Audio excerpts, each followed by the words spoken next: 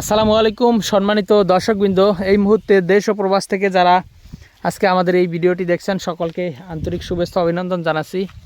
দর্শক শ্রোতা, স্ক্রিনে যে গাছটি আপনাদেরকে দেখালাম এটি হলো মূলত সেই ডক্টর জহির স্যারের চীন থেকে আমদানিকৃত যারা ওয়ান হাইব্রিড গাছ। দর্শক, প্রায় 12 থেকে 15 ফিটের মতো লম্বা হয়ে গিয়েছে অলরেডি এবং কাটিংগুলোও কিন্তু যথেষ্ট পরিপক্ক হয়ে গিয়েছে।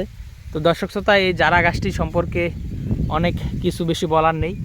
দর্শক, এখন আপনারা জানেন যে শীতকাল, সেহেতু শীতকালে একটু ফুল আসে গাছের আগাতে, দেখেন কিছুটা ফুল এসেছে এবং কিছুটা চিকন হয়েছে। বিশেষ করে গ্রীষ্মকালে কিংবা বর্ষাকালে অনেক বেশি মোটা হয় এই গাছগুলো।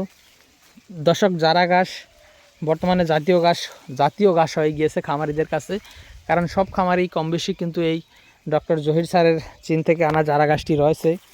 দর্শক, এটি যেহেতু 40 থেকে 45 দিনে ভালো পরিচর্যা করলে গরুকে ঠিক কেটে খাওয়ানো যায়, সেক্ষেত্রে জারা ঘাসের কোনো বিকল্প নেই। যদিও বিকল্প বলা যায়, তাইওয়ান হাইব্রিড নামে নতুন আরেকটি ঘাস বাংলাদেশে এসেছে। সেই তাইওয়ান ঘাস কিন্তু জারা ঘাসের থেকে দ্বিগুণ ফলন হয়। সেটা শুধু জারা ঘাসের বিকল্পই না, সেটা কিন্তু জারা ঘাসের থেকে দ্বিগুণ ফলন হয়।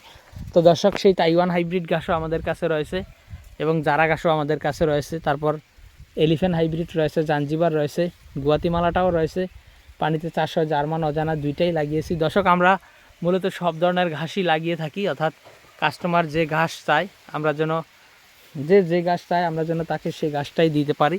মূলত সে কারণে আমরা সব ধরনের ঘাস লাগিয়ে থাকি।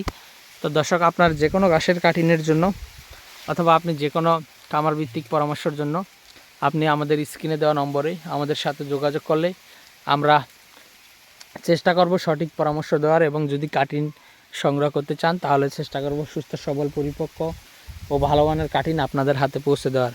তো দর্শক, আজকে ভিডিওটি শেষ করলাম। সকলকে অসংখ্য ধন্যবাদ।